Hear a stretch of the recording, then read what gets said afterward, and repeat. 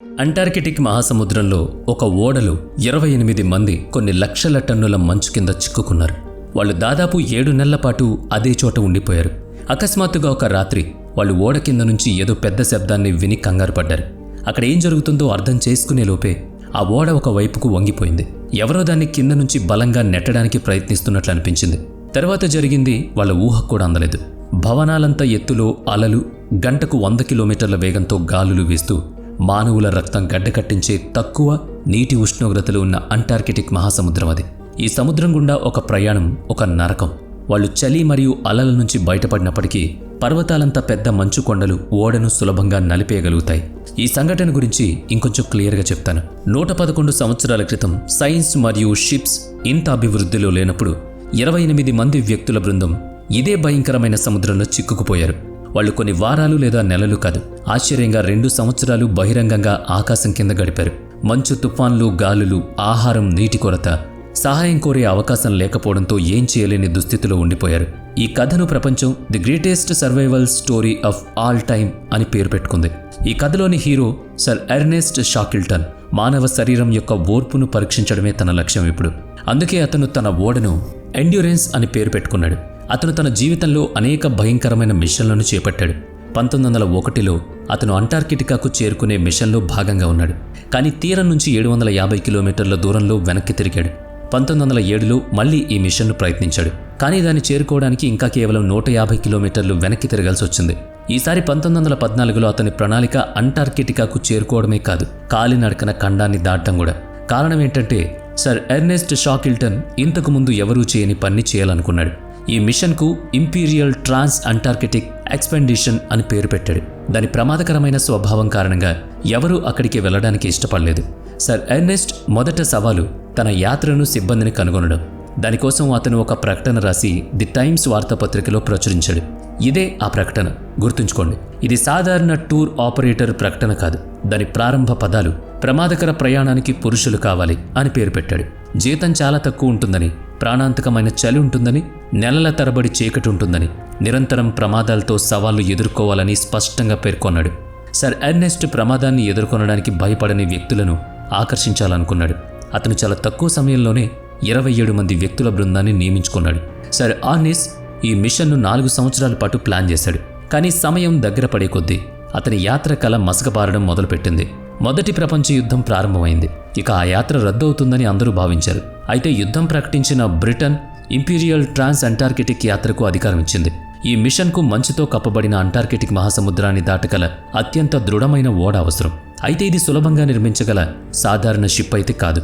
అదృష్టవశాత్తు ఆర్కిటిక్లో ప్రయాణించగల సౌకర్యాలతో ఒకటి ఆల్రెడీ ఉంది. అంతకుముందు మరొక అన్వేషకుడి కోసం ఒక నార్వేనియన్ కంపెనీ ఓడను నిర్మించింది. అయితే దాని వ్యాపార నమూనా విఫలమైంది. సర్ ఆర్నిస్ ఆ ఓడను కొనుగోలు చేసి దానికి ఎండ్యూరెన్స్ అని పేరు పెట్టాడు. ఎండ్యూరెన్స్ ప్రత్యేకంగా మందపాటి అమెరికన్ ఓక్ కలపతో తయారు చేయబడింది. కలప మంచు యొక్క అపారమైన ఒత్తిడిని తట్టుకోగలిగే విధంగా డిజైన్ చేశారు. ఇందులో సెయిల్స్ మరియు ఇంజన్ ఉంటాయి. ఒక రకంగా ఇది ఒక హైబ్రిడ్ ఓడ. చివరకు సర్ ఎర్నిస్ సంవత్సరాలుగా ఎదురుచూస్తున్న రోజు వచ్చింది. ఆగస్టు 8, 1914న ఎండ్యూరెన్స్ ఇంగ్లాండ్లోని బ్లైత్ నుంచి బయలుదేరింది. తర్వాత 4 నెలలు అతను అట్లాంటిక్ మహాసముద్రం మీద ప్రయాణించాడు. మొదట అర్జెంటీనాకు, తర్వాత దక్షిణ జార్జియా ద్వీపానికి వెళ్ళాడు. అక్కడ చివరి సన్నాహకాలు పూర్తి చేసిన తర్వాత డిసెంబర్ 5, 1914న అతను ఓడను అంటార్కిటిక్ మహాసముద్రంలోని వెడ్డెల్ సముద్రం వైపు నడిపించాడు. ఎండ్యూరెన్స్ 28 మందిని తీసుకువెళ్ళింది. వాళ్లతో పాటు 50 పెద్ద జాతి కుక్కలు కూడా ఉన్నాయి. వీటిని అంటార్కిటిక్ మంచు ద్వారా పరికరాలను లాగడానికి ఉపయోగిస్తారు. ప్రయాణం 46 రోజుల పాటు కొనసాగింది. ఇప్పుడు కేవలం ఒక రోజులో వాళ్ళు అంటార్కిటికా తీరానికి చేరుకోబోతున్నారు. కానీ జనవరి 18, 1915న వారికి మొదట అడ్డంకి ఎదురైంది. వెడ్డెల్ సముద్రంపై ఉన్న మంచు పొరలు మరింత మందంగా మారాయి. ఒక సమయంలో అవి 18 అడుగుల మందానికి చేరుకున్నాయి. ఎండ్యూరెన్స్ వాటిని ఛేదించే శక్తిని కూడా కోల్పోయింది. అలా అని కాలినడకన వెళ్దామనుకున్నా కూడా కొన్ని దేశాల్లో మంచు చాలా బలహీనంగా ఉంది. కాలినడకన ప్రయాణాన్ని ప్రారంభించడం కూడా అసాధ్యం. ఎండ్యూరెన్స్ దాని సామర్థ్యమైన వాస్సల్ బే నుంచి 130 కిలోమీటర్ల దూరంలో మంచులో చిక్కుకుంది. ప్రారంభంలో ఇది ఒక అదృష్టంగా అనిపించింది. కానీ ఇది ఇంపీరియల్ ట్రాన్స్ అంటార్కిటిక్ యాత్ర ఎదుర్కొంటున్న అతిపెద్ద సమస్యగా నిరూపించబడింది. రోజుల తరబడి అవిశ్రాంత ప్రయత్నాల తర్వాత 300 టన్నుల ఓడను మానవీయంగా ముందుకు తరలించాలని నిర్ణయించుకున్నారు. తర్వాత 2 రోజులు మంచును పగలగొట్టి ఒక మార్గాన్ని సృష్టించడానికి అవిశ్రాంతంగా పనిచేశారు సిబ్బంది మొత్తం. కానీ ఆ పని వాళ్ళు ఊహించిన దానికంటే కష్టం. ఓడను విడిపించడానికి 1 నెలపాటు ప్రయత్నించిన తర్వాత సర్ ఎర్నెస్ట్ చివరకు ఫిబ్రవరి 14, 1915న మిషన్ను విరమించుకున్నాడు. అతను ఓడను మంచు సహజ కదలికకు వదిలేయాలని నిర్ణయించుకున్నాడు. శీతాకాలం గడిచే కొద్దీ మంచు దానంతట అదే తగ్గిపోతుంది. ఆ సమయంలో ఎండ్యూరెన్స్ శీతాకాలపు స్టేషన్గా పనిచేసేది. సిబ్బంది తమ దినచర్య పనిని కొనసాగించారు. కానీ ఒక తేడా ఏంటంటే ఓడ ఇప్పుడు స్థిరంగా ఉంది. సిబ్బంది ఉత్సాహంగా ఉన్నారు. సర్ ఎర్నెస్ట్ ఓడపై కఠినమైన క్రమశిక్షణను కొనసాగించాడు. వాళ్ళు రోజంతా చర్చలు జరుపుకుంటూ, సాకర్ ఆడుకుంటూ, వంట చేసుకుంటూ గడిపారు. మంచు కరిగి ఓడ ముందుకు వెనక్కి కదలడానికి వీలు కోసం వేచి చూశారు. ఎండ్యూరెన్స్లో సిబ్బంది మొత్తం రోజులు గడిచే కొద్దీ ఒకరికొకరు బాగా దగ్గరయ్యారు. జంతువులతో కూడా వారికి భావోద్వేగ అనుబంధం ఏర్పడింది. ఏదో ఒక రోజు వారు మనుషులను చేరుకుంటారని అందరూ ఆశించారు. కానీ బహుశా ప్రకృతికి వేరే ప్లాన్ ఉండొచ్చు. ఏప్రిల్ 1915లో మంచు కరగడం మొదలైంది. మిలియన్ల టన్నుల మంచు కంప్రెషన్ ఎండ్యూరెన్స్ పైనే ఒత్తిడి కలిగించడం మొదలుపెట్టింది. ఆ సమయంలో ఓడను మంచు పీడన నుంచి విడిపించడం చాలా కీలకం. కాబట్టి అందరూ కలిసి మంచును తొలగించడానికి ప్రయత్నించారు. కొన్ని వారాల కృషి తర్వాత అనుకున్న పని జరిగింది. కానీ ప్రమాదం ఇంకా అలాగే ఉంది. జూలై 14, 1915 రాత్రి ఓడ కింద నుంచి అకస్మాత్తుగా ఓ పెద్ద శబ్దం. ఎండ్యూరెన్స్ ఒకవైపుకు ఒరిగిపోయింది. ఏం జరిగిందో ఎవరికీ తెలీదు. ఓడను తిమింగలాలు ఢీకొన్నాయా లేదా ఏమైంది? రాత్రి గడిచిపోయింది. కానీ తెల్లవారుజామున మరో షాక్. మంచు పొరలు ఓడను ఒకవైపు వంచడమే కాకుండా ఓడ తిరగడానికి సహాయపడే దాని బాటమ్ పార్ట్ని పూర్తిగా నాశనం చేశాయి. ఎండ్యూరెన్స్ సిబ్బంది 7 నెలల పాటు మానవ నివాసం నుంచి కనీసం 2000 కిలోమీటర్ల దూరంలో చిక్కుకుపోయారు. వారికి ఎవరితోనూ సంబంధం లేదిప్పుడు. సహాయం కోసం ఆశ లేదు. వారికి ఏదైనా ఆశ ఉంది అంటే అది సర్ ఎర్నెస్ట్ చాక్లెటన్.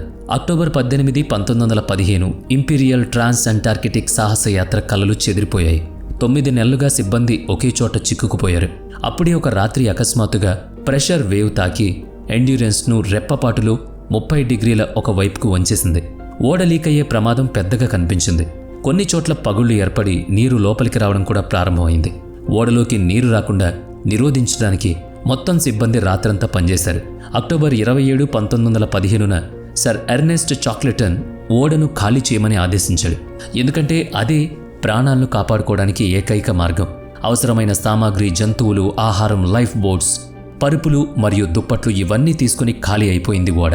గత కొన్ని నెలలుగా వారికి మద్దతుగా ఉన్న ఓడ ఇప్పుడు మంచు ఒత్తిడిలో కూలిపోయి నెమ్మదిగా నీటిలోకి దిగుతోంది. అందరి మనసులో ఉన్న ప్రశ్న ఏంటంటే తేలియాడే మంచు మీద వాళ్ళు ఎంతసేపు వేచి ఉండగలరు? సర్ ఎర్నెస్ట్ చాక్లెటన్ అక్కడ ఉండడం వల్ల ప్రమాదం తగ్గుతుందని నిర్ణయించుకున్నాడు. 550 కిలోమీటర్ల దూరంలో ఉన్న ప్యాలెట్ అనే ద్వీపం గురించి అతనికి తెలుసు. అది ఒకప్పుడు ఆశ్రయం మరియు సామాగ్రిని కలిగి ఉంది. కానీ దాన్ని చేరుకోవడానికి కేవలం 3 లైఫ్ బోట్లు సరిపోవు. ఇంత పెద్ద ఓడను విచ్ఛిన్నం చేయగల మంచులో ఈ లైఫ్ బోట్లు ఉంటే ఏం ప్రయోజనం? కాబట్టి ద్వీపానికి నడిచి వెళ్లాలని నిర్ణయించుకున్నారు. వాళ్ళు తమ సాహసయాత్రలో అత్యంత ప్రమాదకరమైన భాగమైన ప్యాలెట్ ద్వీపానికి బయలుదేరారు. తరువాత 6 నెలలు సిబ్బంది ప్రాణాంతక ప్రమాదాలను ఎదుర్కొన్నారు. అదృష్టవశాత్తు ఈ మంచు పలకలు నెమ్మదిగా ప్యాలెట్ ద్వీపం వైపు కదులుతున్నాయి. కాబట్టి సర్ ఎర్నెస్ట్ మంచు పలకలపై తేలుతూ ప్యాలెట్ ద్వీపానికి ఈత కొట్టడానికి నిర్ణయించుకున్నాడు. వారి ఆహారం మరియు నీరు అన్నీ అయిపోయాయి. తేలియాడే మంచు పలకల్లాంటి ద్వీపంలో పెంగ్విన్ మరియు సీల్స్ వంటి వాటిని వేటాడేందుకు కూడా ప్రయత్నించారు. ఫిబ్రవరి 1916 నాటికి వాళ్ళు బయలుదేరి 13 నెలలైంది. వాళ్ళు ఆ సమయానికి ఒక్కొక్క బిస్కెట్తో జీవిస్తున్నారు. తరువాతి నెలలో ప్యాలెట్ ద్వీపం కోసం వేచుండగా పరిస్థితులు చాలా దారుణంగా మారాయి. వారు తమ కుక్కలను కూడా చంపాల్సి వచ్చింది. ప్యాలెట్ ద్వీపంలో సామాగ్రిని కనుగొనాలని వాళ్ళు ఆశించారు. కానీ వారు ఉన్న తేలియాడే ద్వీపం దిశను మార్చి ప్యాలెట్ ద్వీపానికి బదులుగా ఎలిఫెంట్ ద్వీపానికి వెళ్ళింది. తర్వాత కొన్ని రోజులు సముద్రం తుఫానుగా మారింది. ఉష్ణోగ్రతలు -20 డిగ్రీలకు పడిపోయాయి. దీనివల్ల వాళ్ళ నోరు, నాలుకలు చాలా ఉబ్బిపోయి మింగడం కూడా కష్టమైపోయింది. చూస్తూ ఉండగానే ఏప్రిల్ 1916 వచ్చింది. విరిగిన మంచు పలక సహాయంతో వాళ్ళు ఏదో విధంగా ఎలిఫెంట్ ద్వీపానికి చేరుకున్నారు. 16 నెలల్లో వాళ్ళు భూమిని తాకడం ఇదే మొదటిసారి. వారు ఎలిఫెంట్ ద్వీపంలో ఉపశమనంతో నిట్టూర్పు విడిచారు. కానీ అది పూర్తిగా బంజరు భూమి. ఎక్కువ కాలం అక్కడ జీవించడం అసాధ్యం. ముఖ్యంగా ఆహార సరఫరా అయిపోయిన తర్వాత అక్కడ కూడా వారి కేవలం ఒకే ఒక ఆశ మిగిలింది. దక్షిణ జార్జియా ద్వీపం 1300 కిలోమీటర్ల దూరంలో ఉంది. సర్ ఎర్నెస్ట్ చాక్లెటన్ లైఫ్ బోట్లలో దక్షిణ జార్జియా ద్వీపానికి చేరుకోవడానికి ఈ యాత్రను చేపట్టాలని నిర్ణయించుకున్నాడు. అతను కొంతమంది సిబ్బందిని ఎంచుకుని ఏప్రిల్ 24, 1916న ఎలిఫెంట్ ద్వీపం నుంచి దక్షిణ జార్జియా ద్వీపానికి బయలుదేరాడు. ఈ మార్గం ప్రపంచంలోని అత్యంత ప్రమాదకరమైన సముద్ర మార్గాల్లో ఒకటి. వాళ్ళు 90 అడుగుల ఎత్తులో ఉన్న అలలను ఎదుర్కొన్నారు. చలి చాలా తీవ్రంగా ఉండడంతో వారి శరీరంలోని ప్రతి భాగం గడ్డకట్టడం మొదలైంది. ఈ ఇబ్బందులన్నిటికీ అదనంగా వాళ్ళు జీపీఎస్ లేదా దిక్సూచి లేకుండా ఈ ప్రయాణం చేయాల్సి వచ్చింది. ఈ ప్రయాణం కేవలం నక్షత్రాలు మరియు సూర్యుడిపై ఆధారపడింది. ప్రతిరోజు వాళ్ళు ఎంత ప్రయత్నించినా 80 కిలోమీటర్ల కంటే ఎక్కువ దూరం ప్రయాణించలేకపోయారు. 16 రోజుల తర్వాత మే 10, 1916న సర్ ఎర్నెస్ట్ మరియు 5 సిబ్బంది చివరకు దక్షిణ జార్జియా ద్వీపానికి చేరుకోగలిగారు. కానీ ఇక్కడ కూడా ఒక సమస్య ఉంది. వాళ్ళు దక్షిణ జార్జియా ద్వీపం యొక్క తప్పు వైపుకొచ్చారు. వారికి ఎదురుగా 4000 అడుగుల పర్వతాలున్నాయి. మరో 36 గంటల నిరంతర అధిరోహణ తర్వాత చివరకు వెల్లింగ్ స్టేషన్ ఉన్న అవతలి వైపుకు చేరుకుంటారు. షాకిల్టన్ పరిస్థితి చాలా దారుణంగా అయింది. వెల్లింగ్ స్టేషన్లోని ప్రజలు అతన్ని గుర్తించలేకపోయారు. దాదాపు 1.5 ఏళ్ల క్రితం బయలుదేరిన సర్ ఎర్నెస్ట్ అలాంటి స్థితిలో వచ్చాడంటే ఎవరూ నమ్మలేకపోయారు. దక్షిణ జార్జియాలో 3 రోజులున్న తర్వాత సర్ ఎర్నెస్ట్ ఎలిఫెంట్ ద్వీపం వైపు తిరిగి బయలుదేరాడు. అక్కడ అతను 22 మందిని భయంకరమైన స్థితిలో వదిలేశాడు. ఎలిఫెంట్ ద్వీపానికి చేరుకోవడానికి అతను అనేక విఫలయత్నాలు చేశాడు. చివరిగా ఆగస్టు 30, 1916న సిగ్నల్ లైట్ అయిన ఎలిఫెంట్ ద్వీపంలో దూరం నుంచి పొగలు రావడం అతను గమనించాడు. తన మనుషుల్లో ఎంతమంది బ్రతుకున్నారో సర్ ఎర్నెస్ట్కు ఖచ్చితంగా తెలియదు. కానీ దగ్గరగా వెళ్లి పరిశీలించినప్పుడు మొత్తం ఎలిఫెంట్ ఐలాండ్ సిబ్బంది సజీవంగా మరియు క్షేమంగా ఉండడం చూసి ఆశ్చర్యపోయాడు. అతను మొదట ఆగస్టు 8, 1914న ఇంగ్లాండ్ నుంచి బయలుదేరాడు. 2 సంవత్సరాల 22 రోజుల తర్వాత తన మొత్తం సిబ్బందిని సురక్షితంగా ఇంటికి తిరిగి పంపించాడు. వాస్తవానికి అతను తన అసలు మిషన్ను పూర్తి చేయలేదు. అతను దక్షిణ ధృవానికి చేరుకోవడానికి గతంలో 2 విఫల ప్రయత్నాలు జరిగాయి. ఇంపీరియల్ ట్రాన్స్ అంటార్కిటిక్ యాత్ర సమయంలో కూడా ముగింపుకు 120 కిలోమీటర్ల దూరంలో చిక్కుకుపోయాడు. కానీ ఈ సర్వైవల్ స్టోరీ అతనికి మిషన్ పూర్తి చేసినప్పటికీ అతను సాధించలేని పేరును సంపాదించి పెట్టింది. ఈ సంఘటన జరిగిన 107 సంవత్సరాల తర్వాత 2022లో ఎండ్యూరెన్స్ చివరకు అంటార్కిటిక్ మహాసముద్రంలో కనుగొనబడింది. ఎండ్యూరెన్స్ సముద్ర అడుగుభాగం నుంచి 3000 మీటర్ల దిగువన పరిపూర్ణ స్థితిలో భద్రపరచబడింది.